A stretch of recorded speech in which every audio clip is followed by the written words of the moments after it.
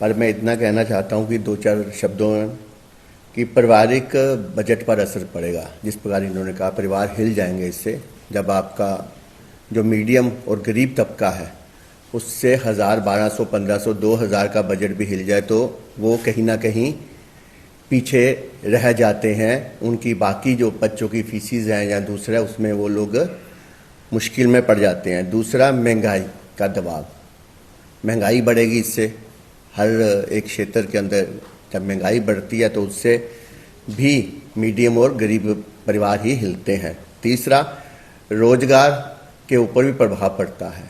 जब आपका काम कम हो जाता है, आर्थिक रूप से जो विकास है वो भी धीमा पड़ जाता है, क्योंकि जब आपके पास महंगाई हो जाती है तो उसके बाद जो खरीदने की जो पावर है वो लोगों में कम हो जाती है। आर्थिक रूप से हम लोग कमज़ोर हो जाते हैं।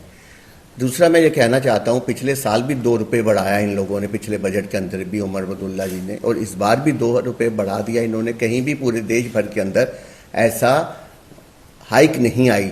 और 1675 करोड़ रुपए का इन्होंने पिछली बार इनको पेट्रोल और डीजल के टैक्स से प्राप्त हुआ हमारी स्टेट को, यूटी को, और मासिक 140 करोड़ रुपया इन्होंने इससे अर्जित किया। इसके बाद भी क्या कारण है कि 2 रुपये बढ़ा के गरीब लोगों को ये लोग इतना परेशान कर रहे हैं?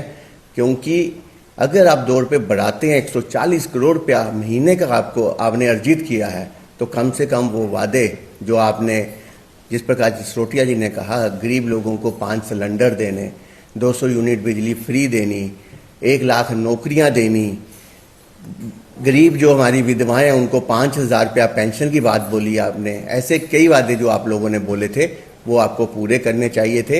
ये बजट आपने वापस लेना है। भारतीय जनता पार्टी इसको जन आंदोलन बनाएगी।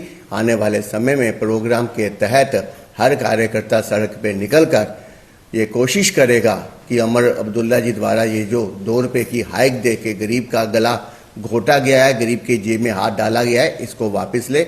मैं यही कहना चाहता था। इसके साथ मैं आपका और सभी जो मित्र बैठे, धन्यवाद।